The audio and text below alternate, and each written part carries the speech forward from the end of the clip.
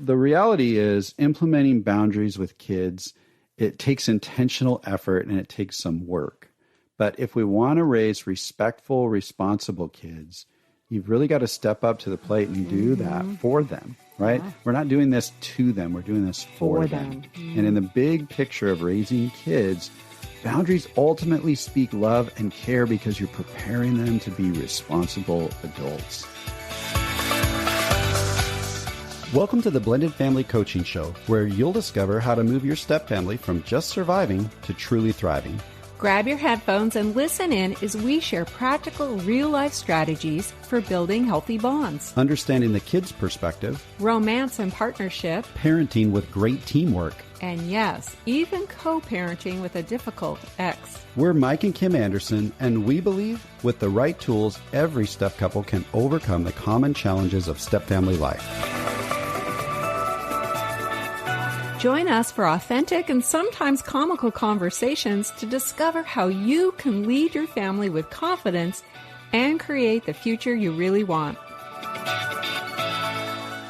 Well, hey, everybody. Welcome to episode 73. It is our first episode of the year 2021. Yes, Happy New Year. Happy New Year. Yes, so good to be here with you. We can't wait to be supporting you through this year. And we're going to start out by talking about some parenting stuff. We're excited about that. But we don't want you to miss anything in 2021. So please make sure you hit subscribe. And while you're there in whatever platform you listen on, if it allows, would you give us a rating or a review? We would love to hear from you and hear how this podcast might be bringing value or how we can improve. Now, in addition to that, there's another way that you can connect with us. If you go to mikeandkimcoaching.com/share, you can ask us a question. You can suggest a topic for us to talk about here on the show. Whatever it is you might want us to tackle in 2021, we would love to hear from you. So head over there, mikeandkimcoaching.com/share, and we will include that link in the show notes. But for today, let's get going because we're talking about a big thing called boundaries. Yes. Now, we've talked about boundaries before on the show, but today we're going to talk about boundaries as it relates to setting healthy boundaries with kids, because it can be really frustrating and painful when kids are acting out, right? Yeah. Or when they behave in ways that are inappropriate or disrespectful or irresponsible. We don't ever get that in blended families, never. do we? But a lot of times couples ask, well, how do you set healthy boundaries with kids and with stepkids and do it in a way that doesn't like make me feel like pulling my hair out? Yeah. Right. And still maintains the relationships. Yeah, absolutely. So this is something that we have to work together. Right. We have to be a team. And we want to talk to you about how to do that today.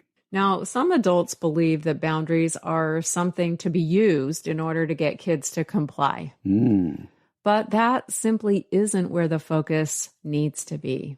The real goal of healthy boundaries is to provide stability, clarity, and motivation so that kids can begin to learn self-control and responsibility. Yeah. Wow. That's a lot different than just setting rules. Yeah, a lot different.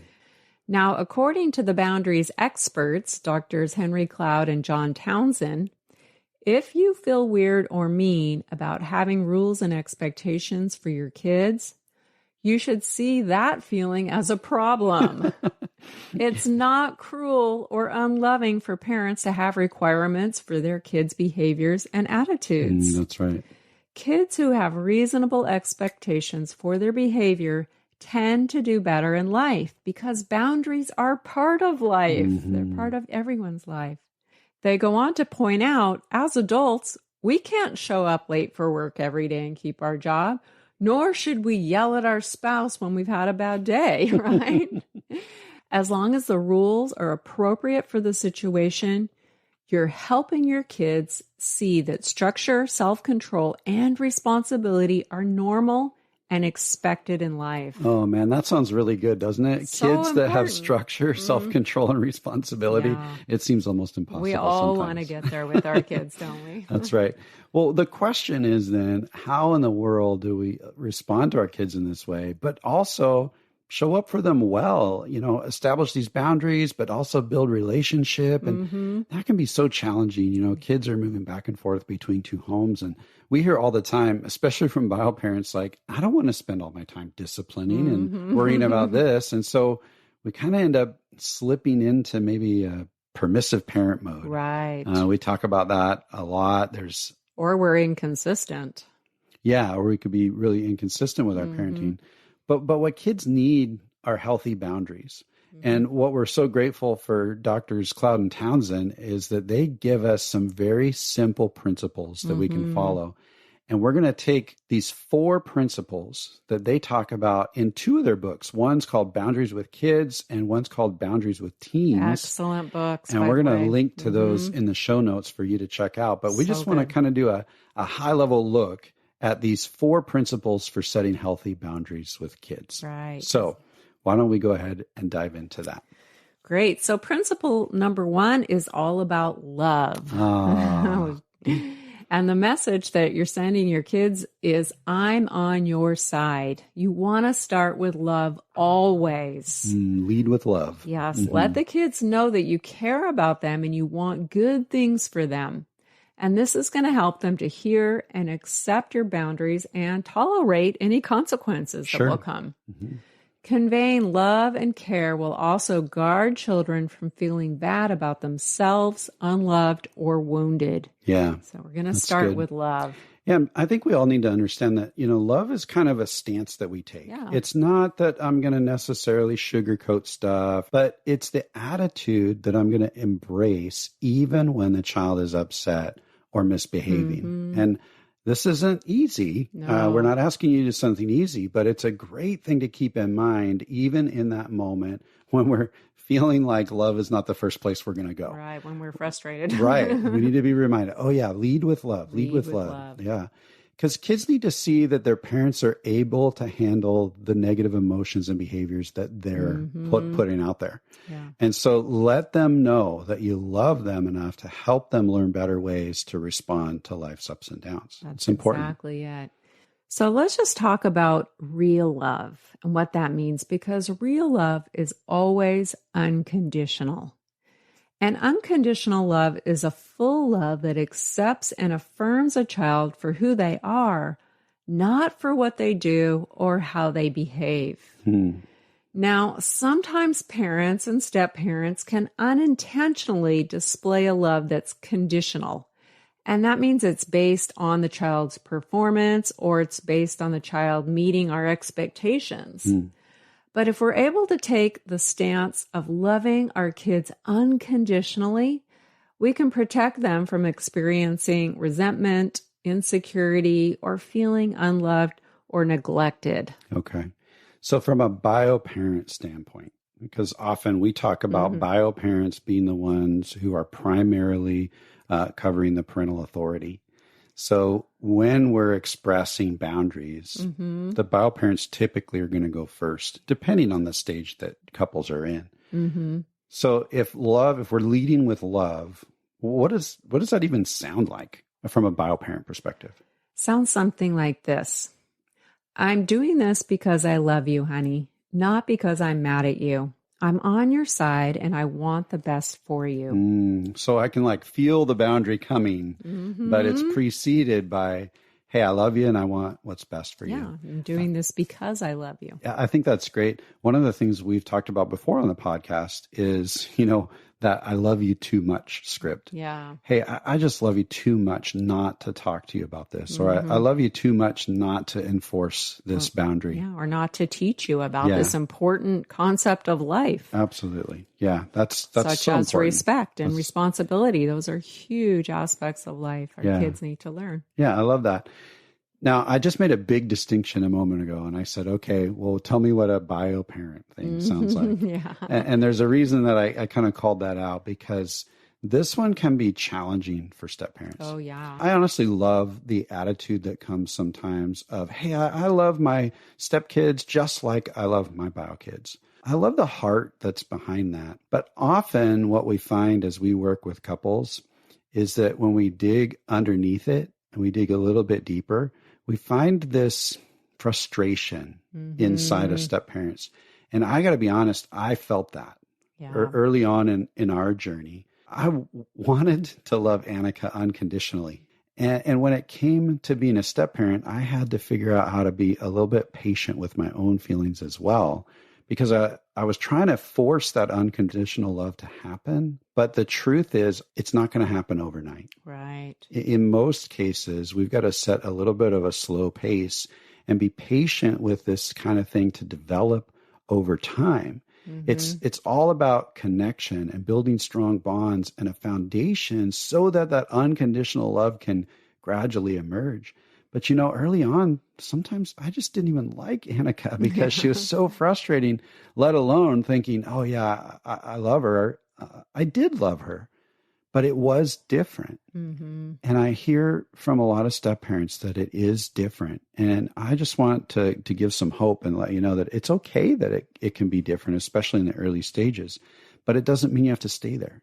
Right. You can move toward that. Do I love Annika unconditionally now? Absolutely. But it took some time to get there. Right.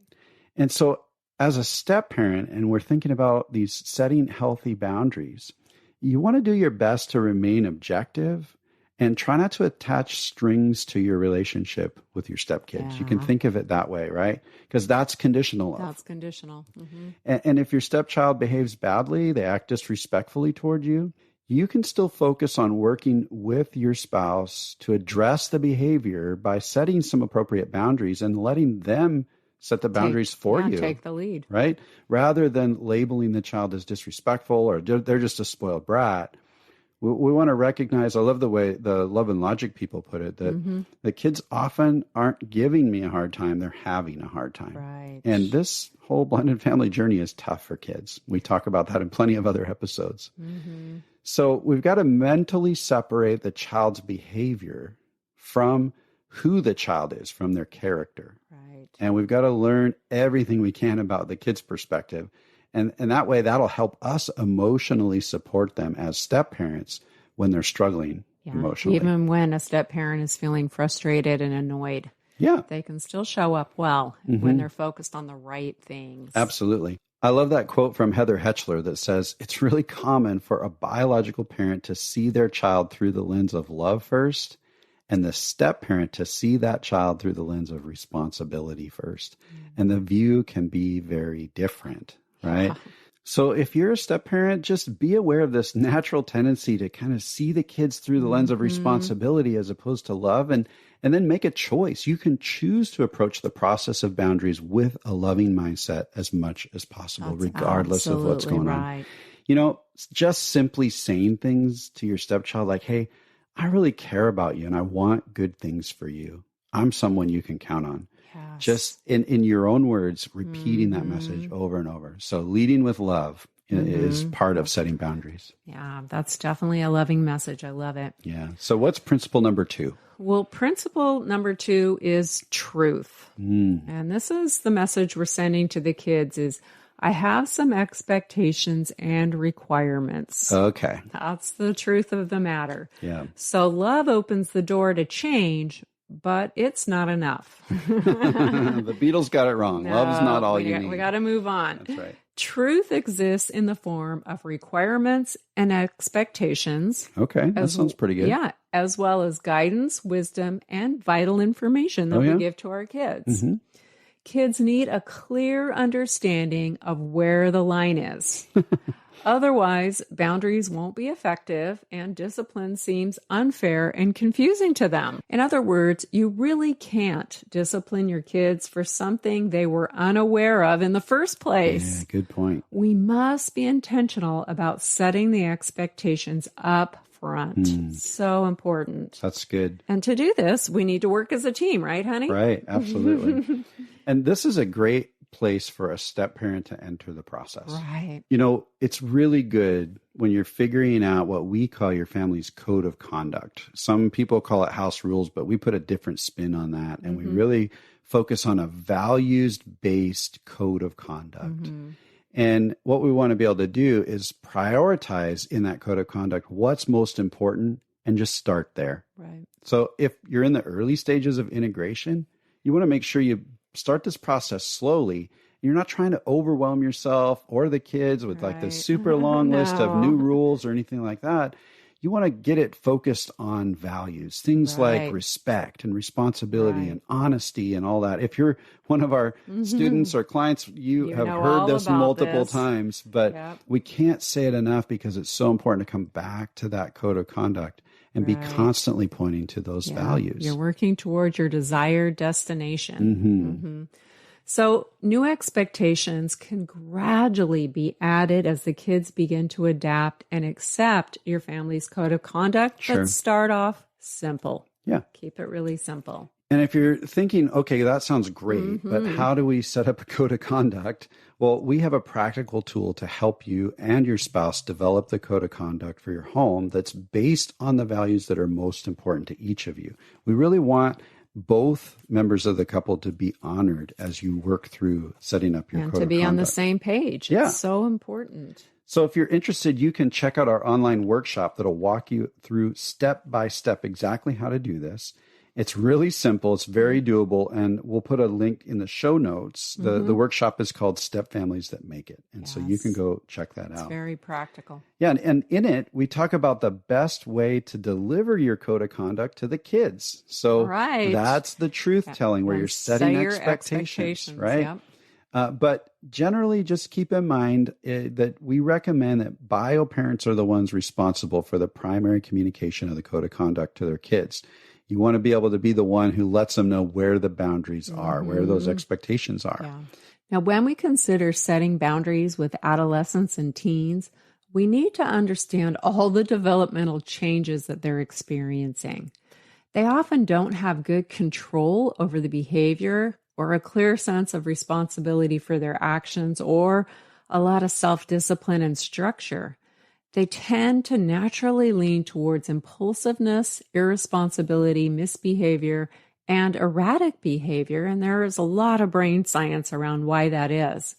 So parents can provide the structure kids need for healthy development, which is the ultimate goal of setting boundaries. Our kids need help in this area. Yeah, they need that truth and they need the code of conduct. They need to understand where the line is. And that's where principle 2 comes in. So we're leading with love and then we're speaking the truth and setting the boundaries. We're so excited to let you know about something brand new we've created just for you. We've realized that with so many episodes available here on the show, it might feel a bit overwhelming to find the topics that matter most to you. That's why we've created a simple tool for you to receive a personalized playlist focused on your current struggle or your biggest challenge. That's right. It's called the Blended Family Breakthrough Quiz. You'll answer just a few questions, and based on your responses, we'll email you a curated custom playlist of episodes that are specific to you. This simple quiz will direct you to the most impactful episodes that pertain to you personally and keep you on track in your journey of discovery, learning, and growth. So, scroll all the way to the bottom of the show notes for this episode and click the link to take the Blended Family Breakthrough Quiz today. Okay, let's get back to the discussion. Yeah, so an example of what this would sound like is we have a code of conduct and requirements for your behavior. They're based on our family's values. Yeah, really simple. And then you walk through whatever the ones. Through one by one. All right, on to principle number 3. Honey. Okay. Principle number 3 is kind of fun. It's called freedom. Well, it's fun for the kids anyway, right? Yeah, Or we think it is sometimes. But freedom is really all about giving choices. It's speaking the message you can choose to respect or reject the code of conduct. Right. Now, don't tune us out here because we haven't hit principle number 4. So, okay. Hang in there. But the truth is we need to be able to give kids choices. There's a few reasons why. You can't really make your child do the right thing. No. Especially when they're not in your presence, right? They go to school, they're off playing with kids in the neighborhood, or they're hanging out at their friend's house as teenagers. So we can't really make them do the right thing all the time. Now, that might be a scary realization for you, but it really is true. It is. And there's a lot of things that you just can't control in your child's life, especially in their teen years, as they're supposed to be kind of separating and heading into adulthood. It's natural. Now, you might have already realized this with the kids, even at younger ages, right? You can't control what they eat all the time. They don't have to swallow that food. You can't control potty training. If you have really little kids, there's all kinds of things. And so giving the kids choices is important because they need to learn how to make appropriate choices. And so that's an important piece of it. Now, even if you could make your kids do the right thing, it wouldn't help them to develop into mature, loving, responsible people. True. Children need to have opportunities to learn from their own mistakes. Okay, yep. And this is the best way for them to internalize those important life lessons and grow in their own independence. Yeah, totally. That's important. And, there's this other thing that when we give the freedom to make choices, we're actually avoiding this thing that's called counter will. Yeah, we all have. This is an important thing to understand. Counter will is this natural tendency that kids have to oppose what you're trying to get them to do. Right. And actually, it's not just kids. Adults have this sometimes too. Now, we did a deep dive into counter will back in episode 28 with our special guest, Amanda Reeder. And she can help you understand this much better than we can. That's why we had her on the show.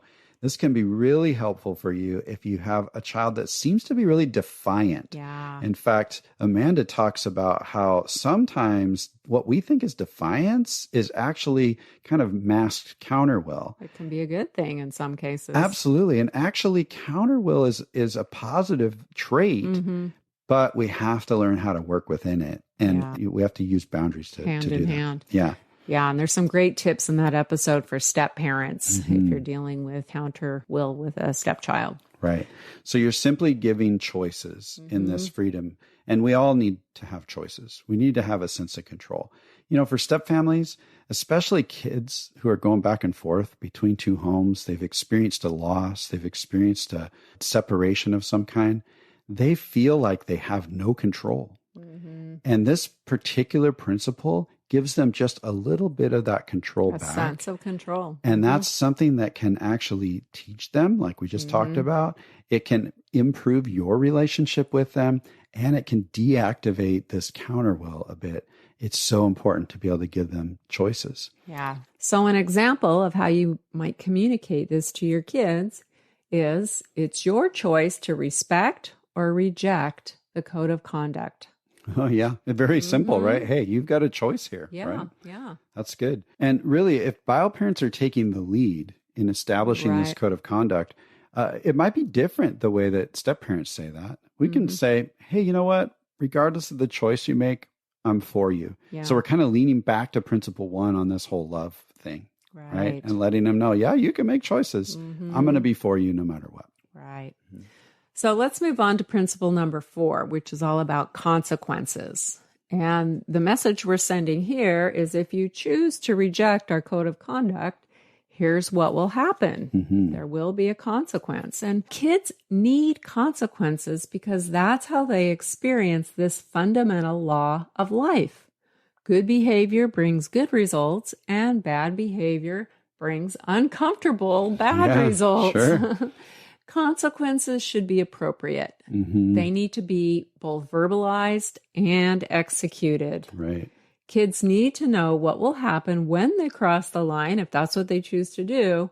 And if you state consequences without enforcing them or following up, you'll be training your kids to ignore you because your bark has no bite. Yeah. Right? That's for sure.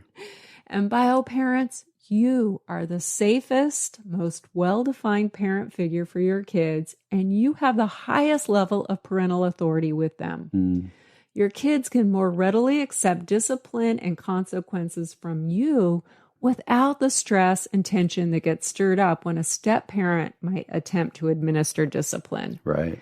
This is just one reason why consequences need to be verbalized and executed by the bio parent. Yeah, so important. Especially early on. That's right. And, step parents, we're focusing on building a connected and trusting bond with our stepkids. So if we're in the early stages, or if we've been having a lot of battles with the stepkid, backlash, it's time to step back and stop attempting the discipline until it's clear that they're actually willing to accept some authority from you. Yeah, let the child set the pace on that. That's right. Now, we talked about this whole parenting and discipline thing a few times in here, and we keep saying bio parents go first, step parents step back.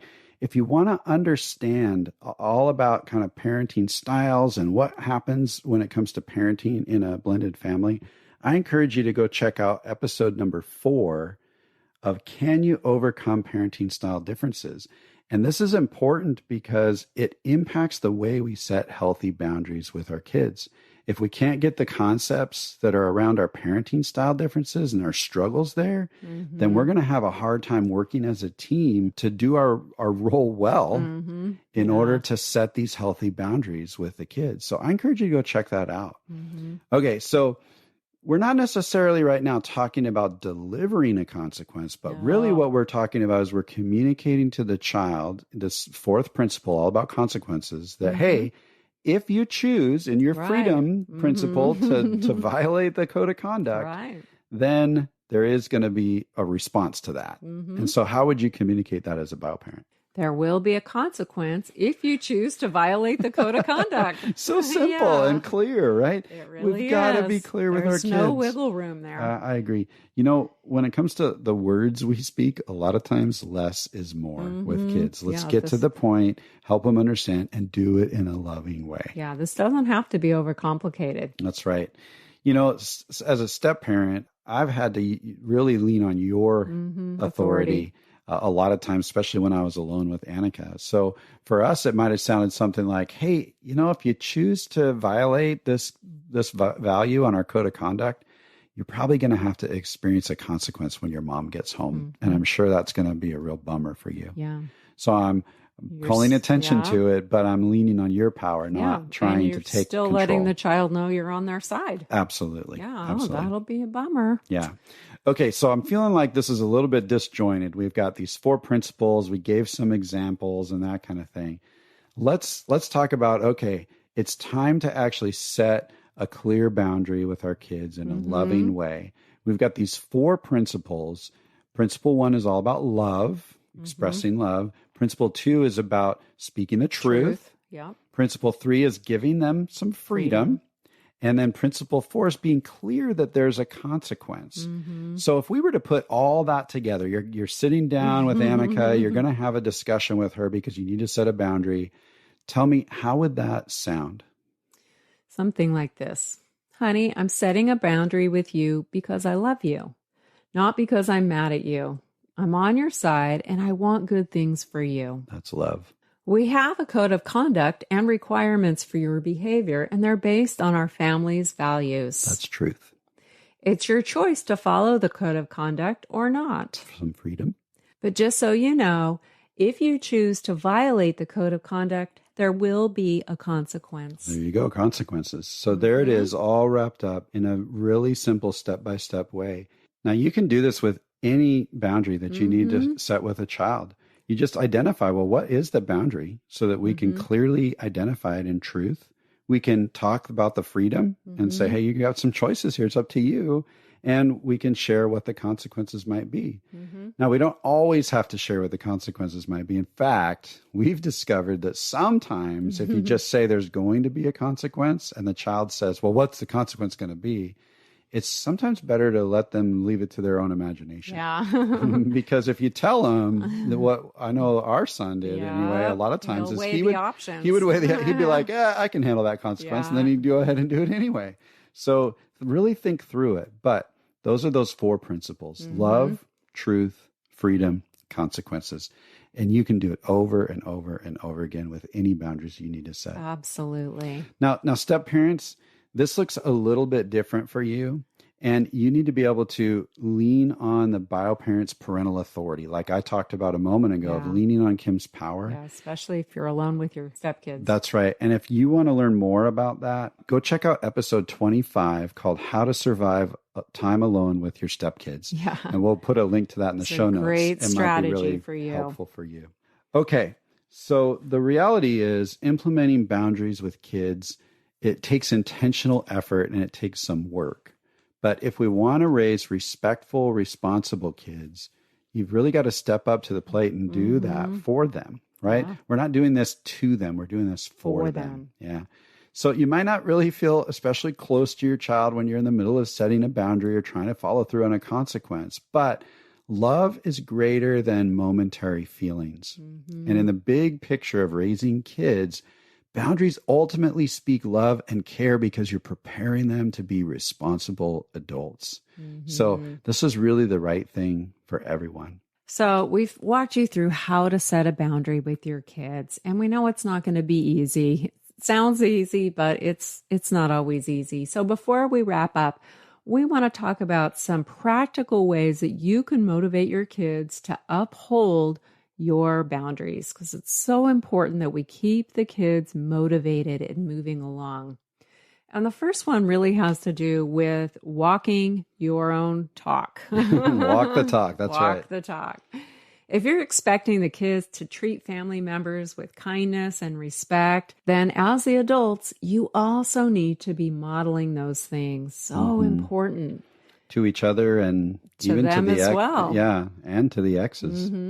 If you expect your kids to clean up the kitchen after they've cooked and not leave a mess for the next person to deal with, then we've also got to follow those same expectations.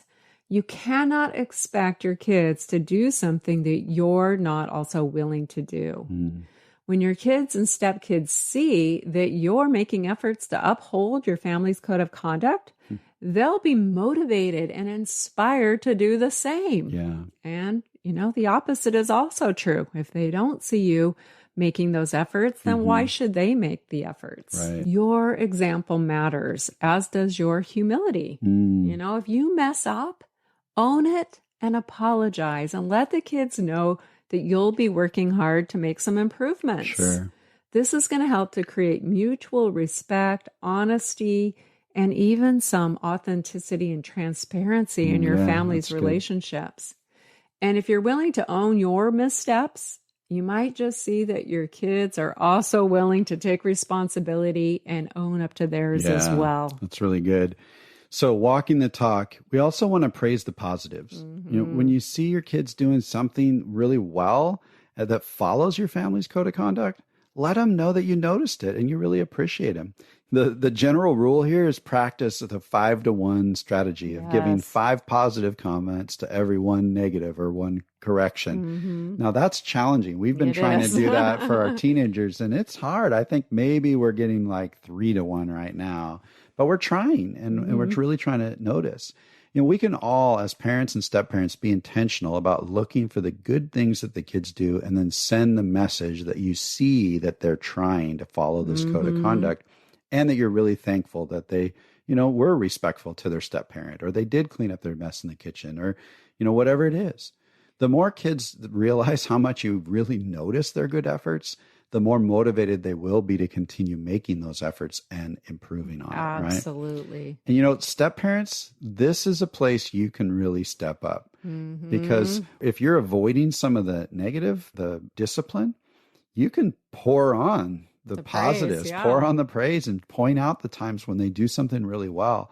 And that'll go a long way in building your bond and your relationship with a stepchild. Yeah. I remember Annika being very upset one day and I was asking, what's going on? And she had just come from her dad's house and she was purposely trying to help out her stepmom by taking out the trash. It wasn't even her job or expectation. And she was just really wanting to be noticed. Yeah. And she was trying to be helpful. She was just a little one at that time, She was really young, but her stepmom didn't even notice and even just kept correcting her and kind of nitpicking and complaining.